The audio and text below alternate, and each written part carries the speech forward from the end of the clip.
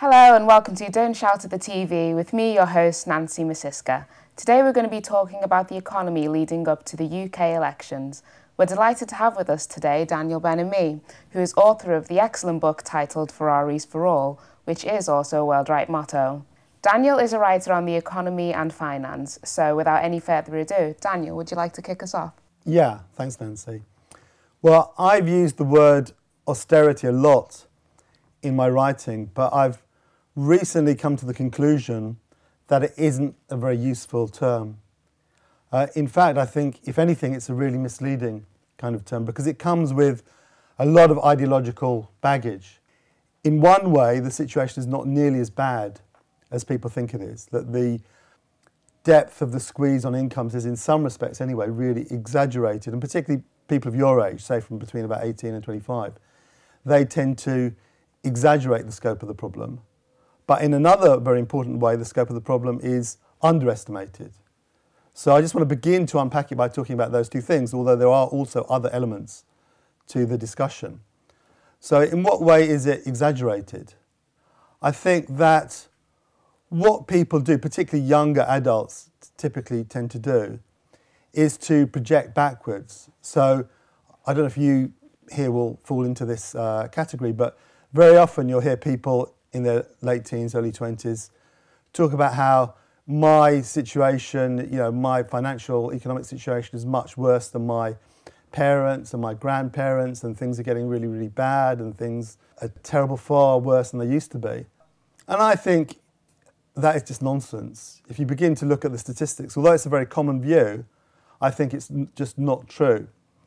So for example, just to give one or two facts and figures, so you take average wages, real wages, in 1970 and compare it to real wages in 2000, 30 years later.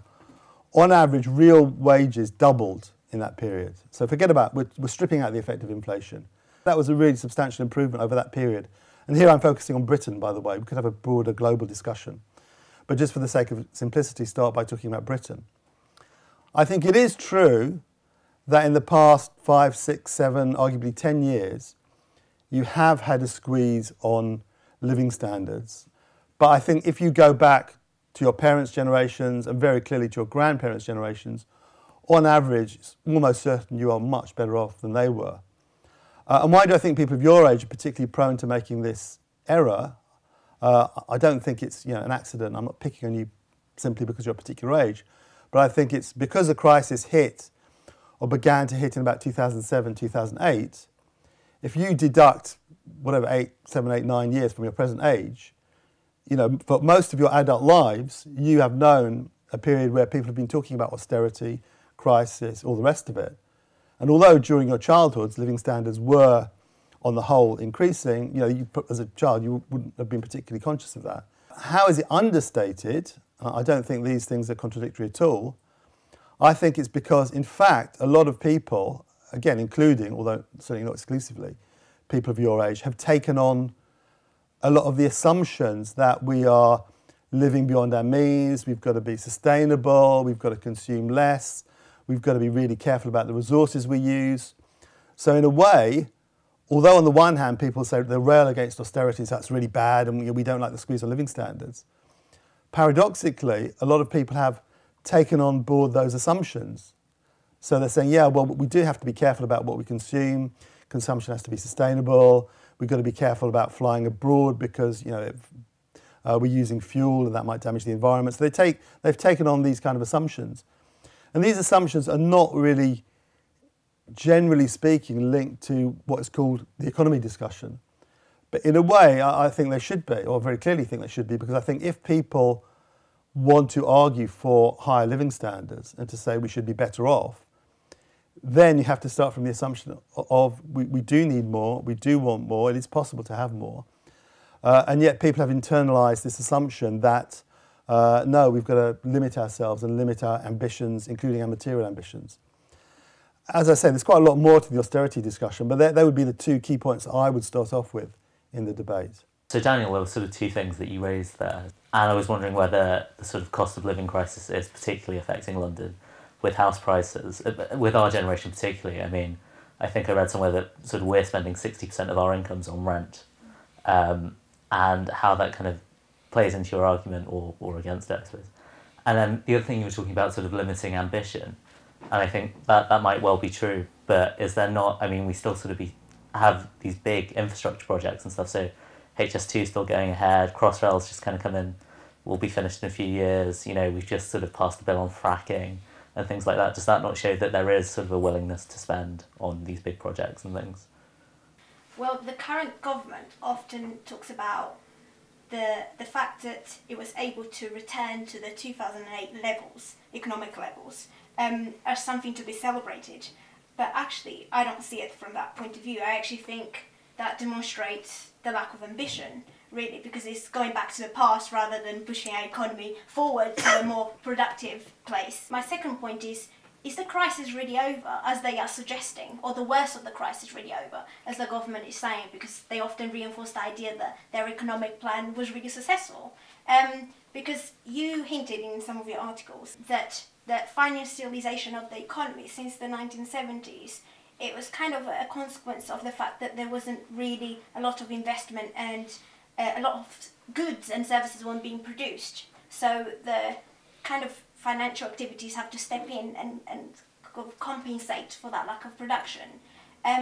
So I'm wondering what's your thoughts on that, because it's been 7 years since the crisis in 2007, but I haven't actually seen a lot of real commitment to growth, to investment in technology, in science, and so on. So I would like to hear what you think about that. I was thinking about what you said about ambition, and I have a feeling the current policies have a obsession with the super rich. Like, we have this redistribution tax policy, we're taxing the wealthy more, and having policies like mansion tax and things like that. So does this redistribution of money actually create growth? Or, I mean, are we doing anything to actually raise the standards of living of the average worker? Okay, I'm not sure if I can answer all of those in one go, but maybe to try and get some of the factual situation right, because then that could be the basis for a broader discussion. So maybe in terms of what's happened in Britain, I mean, broadly speaking, as people have said, the economic output went down from early 2008, kind of went down quite sharply, and has now come up again to, I think I might say, it's just above 2008 levels. So in other words, you've had a period of about 7 years where really there's been no growth. Well, there's been a kind of downturn and upturn, but net there's been no growth. And the population has increased over that period, so the amount of output per person has actually fallen. I think we're still below the level we were in 2008. So broadly speaking, the economy has been static over that period in Britain.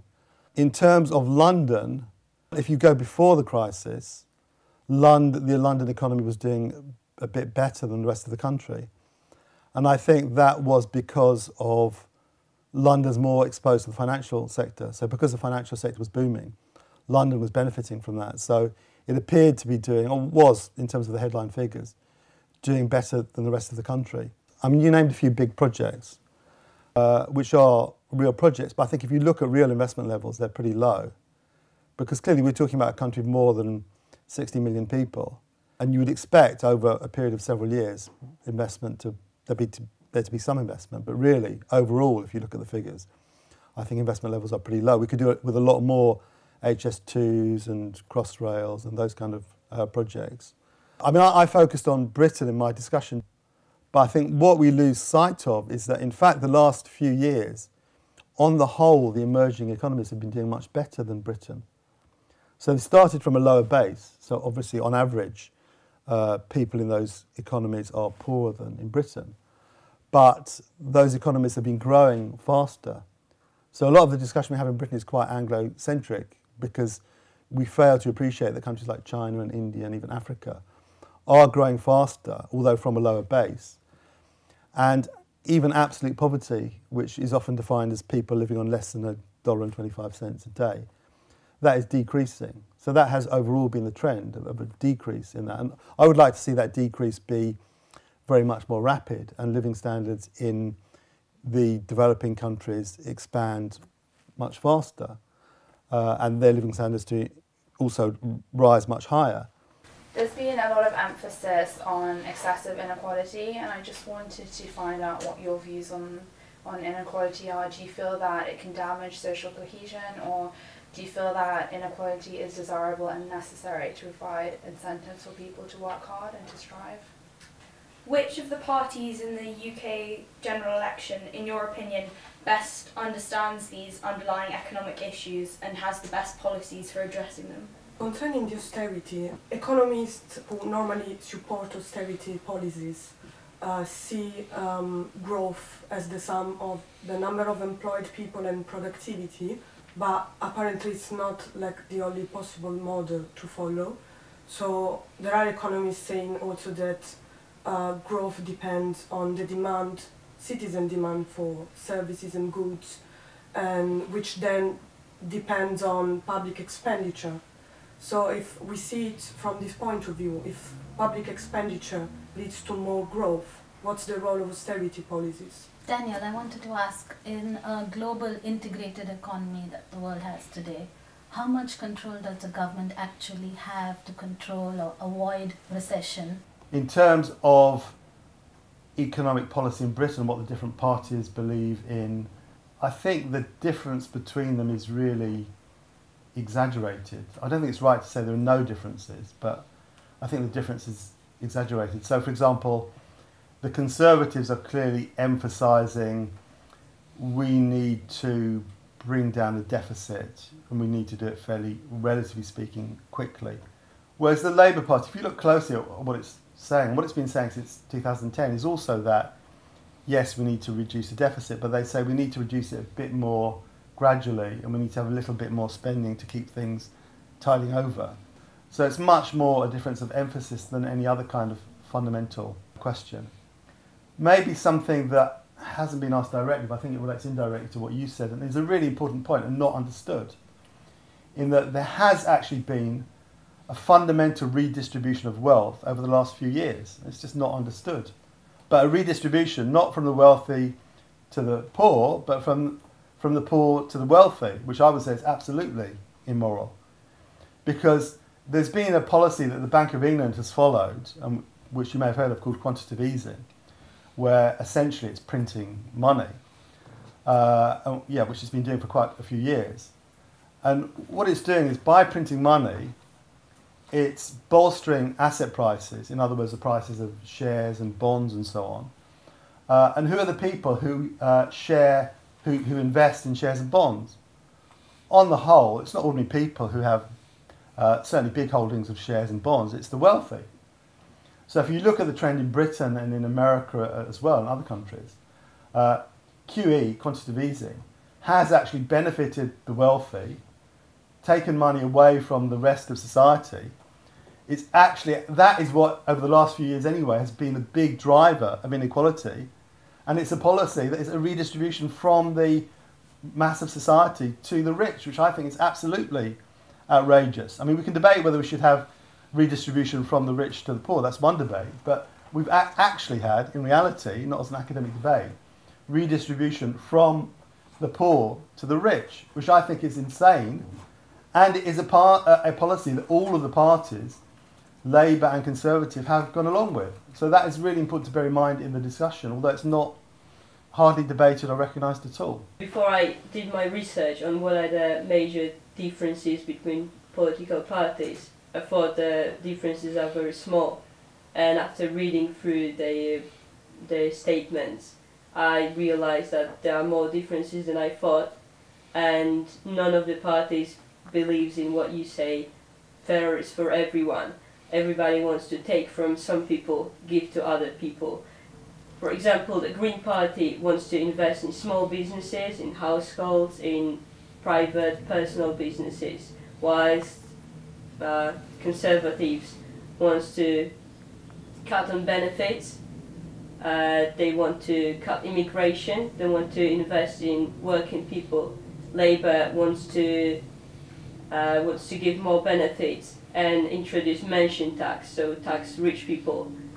So, can you tell me, does it only seem to be a big difference Is it a big difference in reality, or is it just the rhetoric they use?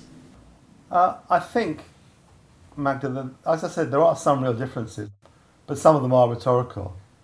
So I think the mansion tax, for example, is primarily a way for the Labour Party to try and say, well, you know, the Tory party is the party of fat cats and the people who, you know, own these large houses, and we represent a broader section of the public.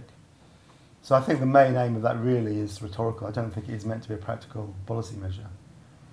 But it is true that some parties might focus more on small businesses, for example. I think that's true. I think on immigration, though, I think there is pretty much a consensus on immigration when you look at it. And it is it's a pragmatic consensus. So I think all of the parties would say, well, we accept there has to be a certain amount of immigration. We have to let people in from the EU because of the EU rules. But then we have to let in people who will benefit Britain. I'm not agreeing with this view. I'm saying this is what would be the consensus, that if people can benefit Britain because of the skills that they have and they're benefiting the country, then we'll let them in. If they don't, then we'll keep them out. I think that's not a viewpoint that I agree with. I think there should be a complete open door policy for everyone. But I think among the main parties, there's a consensus that a certain amount of immigration is okay. No one's saying we want a blanket ban on immigration, but there have to be these tight controls. You have to get a certain number of points to be allowed into the country. Could you clarify for me the problem you see with the mansion tax? Because you seem to imply that practically it won't work in terms of the redistribution of wealth and tackling inequality. So could you just clarify that for me? Thank you. It seems to me that sort of in the post-war period up until sort of the 70s and the 80s, there was a kind of consensus about inequality, and that, you know, inequality was bad in and of itself. And then kind of after that, it was poverty that was the problem. We started fighting poverty rather than inequality. And, you know, kind of New Labour was famously kind of not too worried about people getting filthy rich, whatever the line was. And kind of whether politicians have ceded a certain amount of control over to sort of markets and things and have stopped being so concerned about inequality. Okay, well, I mean, my point on the mansion tax wasn't that it wouldn't work necessarily, but just that it was more rhetorical, that the Labour Party was trying to use it as part of this inequality discussion to say we are on the side of the mass of the population, the Tory party is on the side of the fat cats. I think that's essentially their message. Whether it would work in practical terms, I mean, that's open to question, although I would say that the wealthy are remarkably good at, you know, whatever kind of tax and rules you have, they are remarkably good at bypassing those rules and regulations. So I'm always a bit sceptical about those things. I think there is, on the inequality discussion, there is a tremendous muddle about this. I was listening, for example, to a Radio 4 programme a few days ago, a programme supposedly of experts, with expert panellists and very clever people asking the questions. And they were in a complete muddle. I mean, not so much about the morality of it, but about the basic terms. What do you mean by these basic terms? Because if you don't define the terms clearly, then however clever you are and however many philosophy degrees you've got, you're going to get confused. So just maybe to start by clarifying the terms, I would say poverty, I would define in absolute terms. So in other words, if I'm earning whatever, £100 a week or £1,000 a week or whatever, in absolute terms, that would be a measure of my income. And so you could argue that above a certain threshold, you're no longer poor. Inequality is really about the gap between rich and poor. So, you know, I might be earning £100 a week, Nancy might be earning £1,000 a week. My income then might rise to £200 a week, and your income might rise, if you're very lucky, to £2,000 a week. So in that example, the gap between us has widened, but I've still got better off, because I was earning £100 a week, now I'm earning £200 a week. So I've got better off, even though inequality has widened in that example. And as I say, these might seem very straightforward and simple, but very clever people with lots of degrees and qualifications muddle these things time and time again. I think the debate now is not about equality, because no one, or hardly anyone, is arguing there should be material equality. The debate now is that inequality has become too wide. So almost everyone says, yes, we have to accept there is inequality, but the gap has become too wide. Therefore, we need all of these rules and regulations to deal with the dangers of the inequality gap becoming too wide. And it leads to all sorts of conclusions, some of which on the face of it don't have very much to do with the economy or the inequality debate.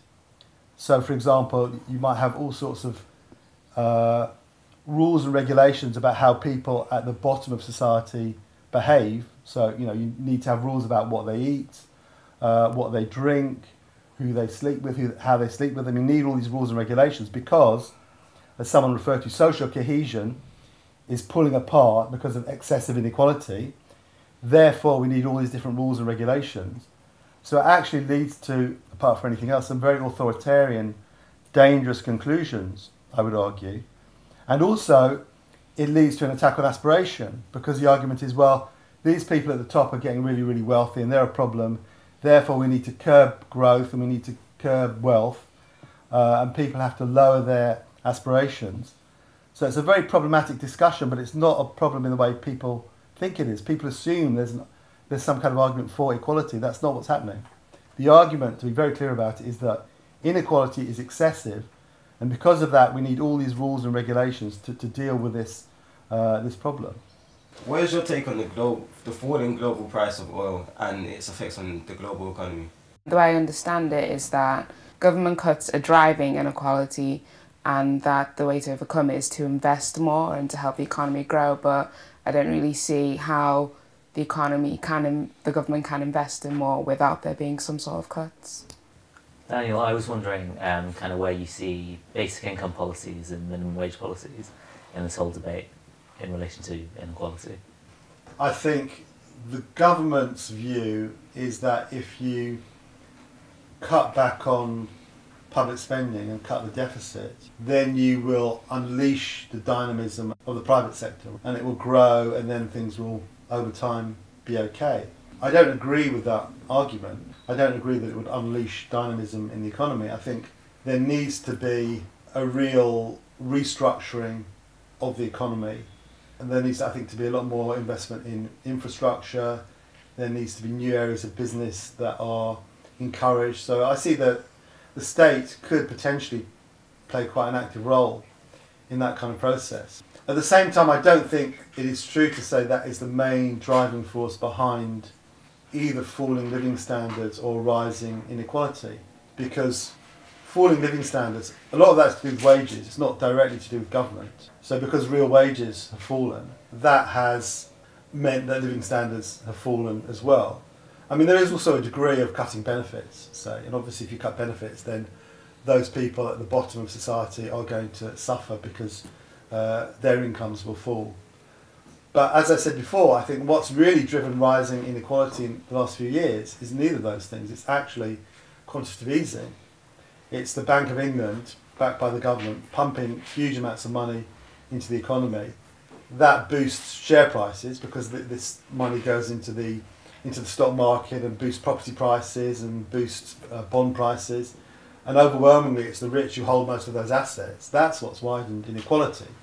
In relation to basic incomes and minimum wages, and people use different terms, living wages mean slightly different things.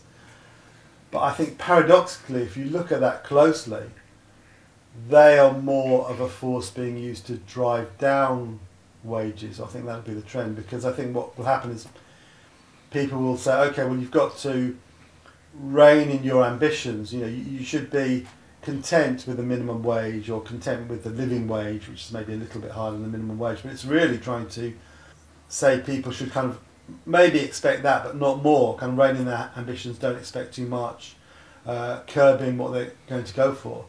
So for that reason, I think calls for minimum wages and living wages are, in fact, very, very problematic. I mean, the other thing, I think, again, that's a slightly different discussion, but I think there are various factors which have driven down the oil price. I think part of it, or a large part of it, is to do with shale oil. So in other words, there are new ways of extracting oil that are being exploited, that have been invented and that are being exploited. And because there's more oil on the market, that's helped to drive down prices. And I think that's a really good thing. Maybe that's how to link it to this discussion more generally, because if you actually do start exploiting new technology and new ways of doing things, that can really benefit people. Because when you talk about living standards, obviously wages are a part of it, but if the price of oil stays cheaper, so people can buy petrol for their car more cheaply, then that actually can be a real increase in living standards. So I think the shale revolution, to the extent it's happened, is really, really positive. But I think we could do with a lot more investment in energy, both shale and other forms of new energy, partly because that is a way of, in real terms, raising living standards as well. Daniel, talking about the wages, when you look at the global economy, for instance, how is a company in Britain supposed to compete with companies in China if they have to maintain the wages and the taxes that the government imposes on them? And I mean, aren't we actually killing homegrown growth and allowing the companies abroad to flourish that way? Talking about the inequality on a broader context like Europe, what do you think about the divide within Europe? So within North and South Europe, West and East. And talking about this, what are your thoughts on Greece? Do you think the new government, Syriza, will manage to get a write-off of the debt? You mentioned sort of growth skepticism in one of your articles about how people maybe there aren't any clear people who are for or against growth, because I just wondered if maybe I fell into that category, because I'm someone who I think that there needs to be sort of more investment in sort of things of the UK. So for example, with produce and with farms, I think we need more kind of British stuff in the supermarkets, but at the same time I fear that it might come at the cost of maybe questionable methods with sort of farming and sustainability. So I just wanted sort of more clarity on growth skepticism. I disagree with you, Nancy, just because I think mass production is what brings down the prices. So the fact that we're able to acquire products from the other side of the world is a great thing, not just because we have access to, for example, vegetables that we wouldn't otherwise if there wasn't, if they weren't grown in the other side of the world and we had the ability to transport them over. But also I think it brings down the prices, making it much more affordable for all of us. So we don't have to, like the old days, dedicate ourselves cultivating the land, and we can do other things with our time. Yeah, and I understand that, but my worry is, does it not sort of hinder our development? Then we're becoming too reliant on other countries. That's how I see it. Maybe to begin with, talk about your point, Nancy, and your earlier point, because it seems to me that, for start, in some respects, wages are exaggerated in importance. I mean, obviously they're extremely important to individuals, and I think individuals should have higher wages. But when you're comparing, say, Britain to China, which I think was your example, it seems to me that you have to look at different levels of productivity, because there's lots of things that determine how competitive industries are and countries, and wages are only one factor. And in fact, the more industrialised you are, the more developed you are, the less important wages are in that respect in terms of international competition. As I say, for individuals they're very, very important. But it seems to me that what we can actually benefit from international cooperation. So the argument you were making that we should back Britain, and if you back the British economy, British people will benefit. If you have interdependence, that is actually a really good thing, not a bad thing. Not only because you can have, I don't know, you can import cheap melons from somewhere, and it's very difficult to grow melons in Britain unless you use huge amounts of energy and so on. If you have a huge globally scaled production, then some people might specialise in mobile phones, some people might specialise in oranges. People specialise in different things, they do what they're best at.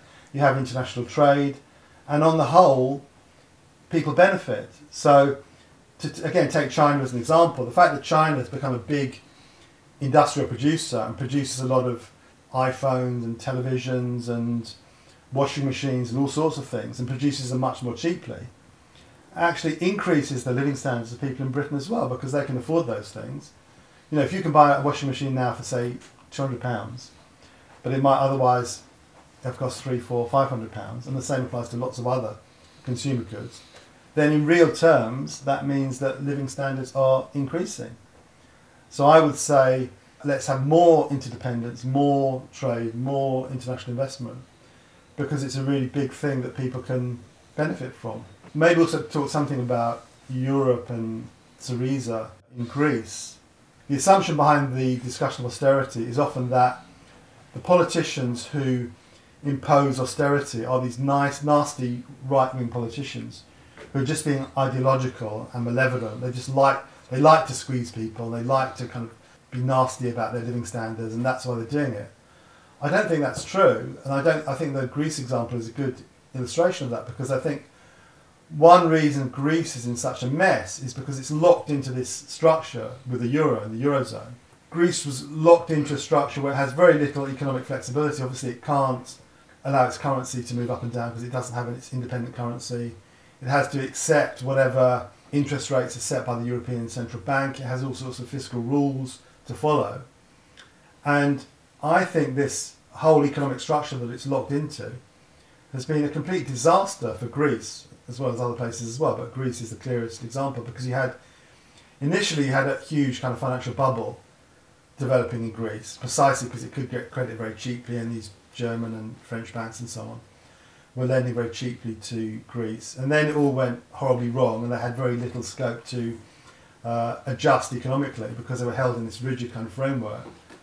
So to go back to the initial theme of the discussion, I think what's happening in Greece is a complete tragedy, and is much more extreme than what has happened in Britain in terms of the squeeze on people's living standards. But it's misleading to use the term austerity, because it's not about right-wing politicians being nasty, it's about a whole technocratic framework which has been imposed on Greece, and which across the board, including Syriza, they agree with. You know, Syriza's not arguing for Greece getting out of the Eurozone. So I would see the whole Greek crisis and tragedy, and it is a complete tragedy, but it shouldn't be understood in the way that it's normally understood. It seems like people are excluded from economic matters and economic decisions nowadays. And I read somewhere that, you know, it started, I'm not sure if I'm right on that, but it started with, for example, in Britain in 1907, when Gordon Brown sort of made the central bank independent from the government, and how this affects and insulates people from decisions, and can we really revitalize the economy if the people are not involved in it, if they're excluded completely from these decisions. We recently had the World Economic Forum at Davos, so I just want to know, does it actually achieve certain things, or has it achieved anything? Okay, well, I think your point, Maurice, on technocracy is a really, really important point, and not widely understood. And I think making the Bank of England independent is not the first example, but maybe the clearest example of that in Britain. Because independent meant really independent from political and democratic accountability. I mean, they'd say that ultimately politicians have the decision, but really it's taking it out of the realm of politics, taking key decisions out of the realm of democratically elected politicians, and giving it to central bankers in this case. And the same with the EU and the Eurozone, where democratically elected politicians have said, okay, we're going to let these people at the European Commission in Brussels or the European Central Bank in Frankfurt, we're going to let these unelected kind of clever people with multiple PhDs in economics make the decisions, and we've got these there, we're going to allow them to set rules that we have to follow. And I think that very much relates to the discussion about control by politicians, because they will often say, well, we really can't do very much because we're just at the mercy of market forces, it's not really under our control. And I think they completely exaggerate that point, because they have given away their power, they've voluntarily given away their power and their control to these unelected technocrats. So I mean, clearly there's a grain of truth to it, that if you're a small country like Greece, you do have, to a degree, your room for manoeuvre is constrained, and you have to build international connections, hopefully with ordinary people in different countries. But to me, the key point is that politicians have just given up on control. They've given it to these central bankers and other forms of technocrats like EU commissioners. And that is an enormous problem. So when it comes to the election, anyone who started saying, no, let's give decision-making and control back to ordinary people, I'd be, on those grounds, I'd be quite amenable to those kind of arguments. I think Davos is a very, very strange event. Not that I've ever been invited, or I'm likely to, but Davos, as you may know, is a Swiss ski resort, a very expensive ski resort. The people who go there, I mean, the technocrats go there. So you have, like Christine Lagarde, who's the head of the IMF, and Mark Carney, the governor of the Bank of England. They were there this year, along with many other technocrats. But a lot of the people who go there are very wealthy. So they're either wealthy in their own right because they have set up businesses and they're entrepreneurs and they've made a lot of wealth that way, or they might be the heads of very large corporations. I would like to go, actually, because it must be so serene, because you have all of these people going to this exclusive Swiss ski resort, mainly in their private jets. And what they talk about, and a large part of it is public, is, first of all, how bad inequality is, or excessive inequality is. So it's these really, really rich people, on the whole, saying, God, inequality is really, really terrible, isn't it so bad? And then they also fly there in their private jets, and then they start going on about, oh, climate change is really terrible, and we don't like ordinary people flying too much on holiday because, you know, that they might be damaging the climate with all their flying all over the place. But I would quite like to go just to be in the middle of what must be a very bizarre kind of event. I just wanted to discuss young people and politics. I think in order to engage young people, to re-engage them in politics, you have to address the issues that are directly affecting them. For example, rent and being able to afford their own houses and unpaid internships. And without these issues being addressed, there's no really motive to engage in politics and to vote in the 2015 elections. I think the lack of engagement, when you say that there is a lack of engagement by young people, I don't see it as just being about engaging young people. I think there's a lack of ideas and projects for the future in relation to the economy and so on. But I think it affects all of us, it's not just young people. So the lack of engagement, it's not about engaging young people specifically. I think it's more about ideas that are not out there to persuade us to go to the ballot box and vote. Because they know that the majority of voters nowadays are elderly people, they aim their policies towards elderly people. So if I don't feel that the policies are going to do anything for me, myself, I'm not going to vote for it, like just to show my objection of what's happening. And I think that because the youth are not engaged in politics, that shows their objection. And I'm concerned about the immigration policies as well, because there's no difference. I mean, I don't see a big difference, as Daniel was saying as well, between the main parties in terms of austerity policy, in terms of immigration, and at the moment I don't feel represented by any of the parties. So I'm not in the position yet to say if I vote and for which party. Well, I'm 16, so unfortunately at the moment I can't vote. So I'm very interested in the policy about changing the legal voting age. I'd have to disagree with you, Thaddeus, about your point. I think it's much more complicated than that.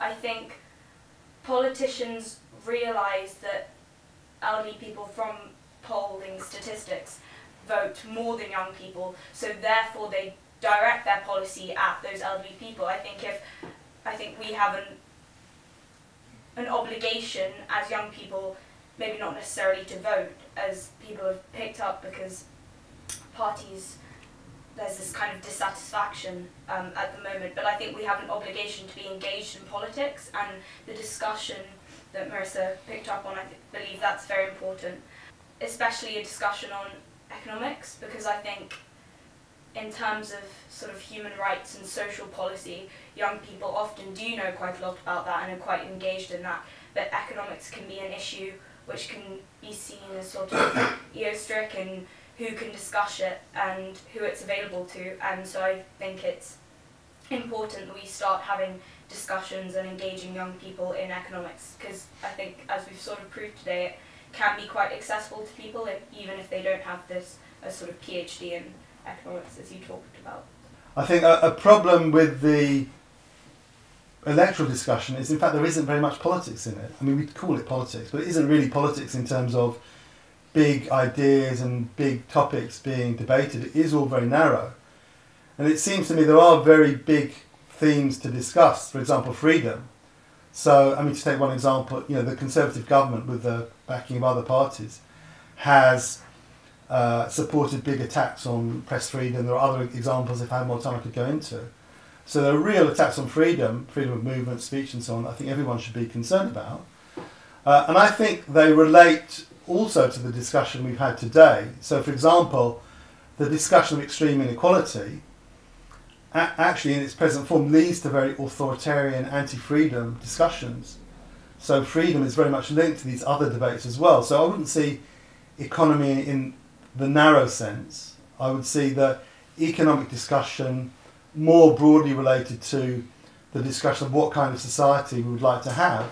And that's real politics. I think that's what we should really be striving to have in the election. Well, I'm afraid that's all we've got time for. I'd like to thank Daniel for joining us on our discussion. If you'd like to take part in our next show, or you have a show that you'd like to suggest, email us.